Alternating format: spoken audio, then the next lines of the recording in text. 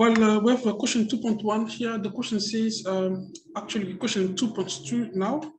The question says, given the geometric series, as we have there, x minus 2, x squared minus 4, etc. And the question says, determine the value of x for which the series converges. All right, I'm gonna write the question here, question 2.2. So we're looking for the value of x, okay, for which the series converges. Now we need to understand the condition. What's the condition for the series to converge? The series converges if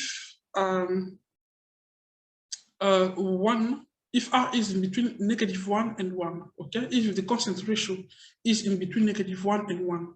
Now, we do have the series like x minus 2, like we write it over here. We have like x minus 2 plus x squared minus 4, okay? Plus x squared minus 2x squared minus 4x,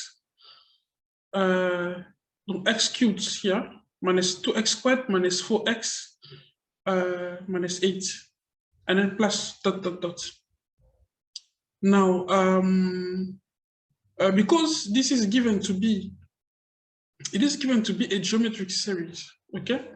It means it has a constant ratio, okay? Over here, we're gonna say the constant ratio, so we're gonna say x squared minus 4 over, okay, let me first write R, the formula here.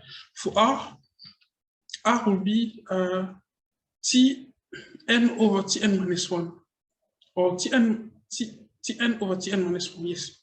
So I can write here, R will be then x squared minus 4 over x minus 2, and then this must be equal to x cubed minus 2x squared minus 4x minus 8 all over x squared minus 4.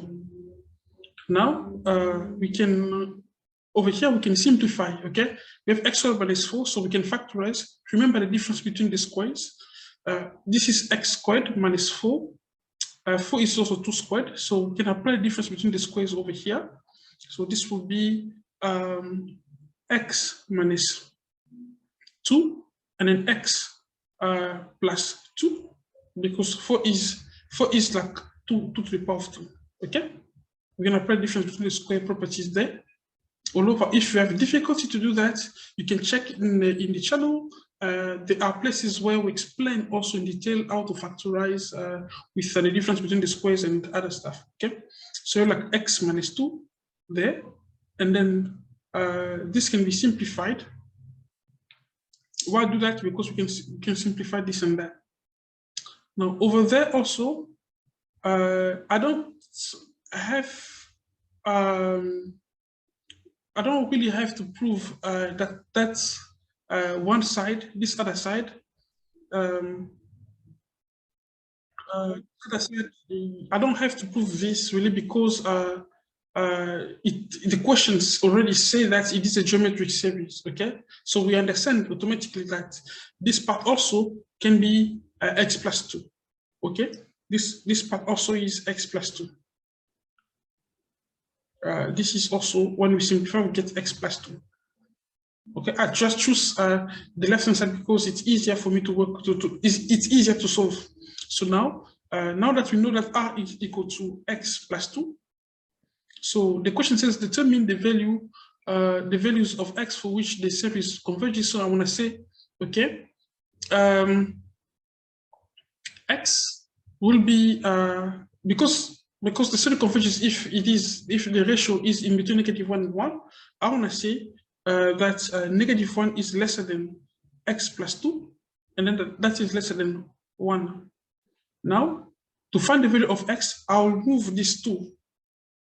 Okay, I want to say this will be -1. I'll write like this, lesser than x, lesser than 1. Okay, so now I move the 2 over. I had -1 here. If I move the 2 over,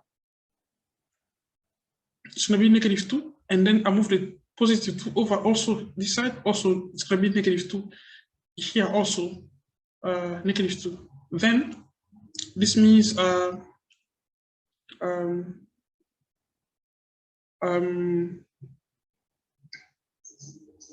that's -2, -3 is lesser than x and lesser than -1. So x has to be in between -3 and -1 to make this geometric series a converging geometric series. Now this was 2.2.1. Now we're going to do 2.2.2. The question says if x equal to 3/2 or -3/2, calculate the sum to infinite of this given series. All right, move this over here.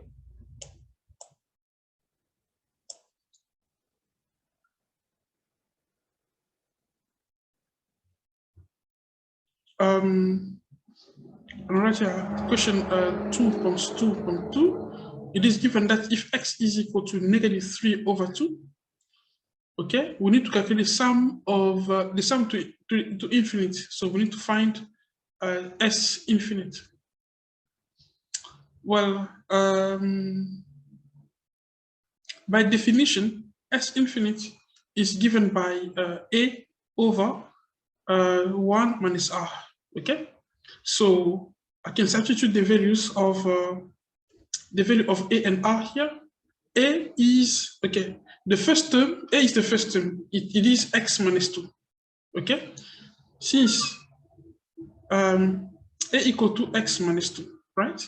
Now, since x is equal to -3/2, we can substitute the value, so it'll be -3/2 minus 2. So if you work out this, this makes a -7/2, okay? And then I'm going to sub in the values of -7/2. So so we have like -7/2 for A, and then R is x plus 2. Okay, over here we did work out R. It was x plus 2 in the previous. We did find R over here. R was x plus 2. Now, if I sub in the value of x is -3/2.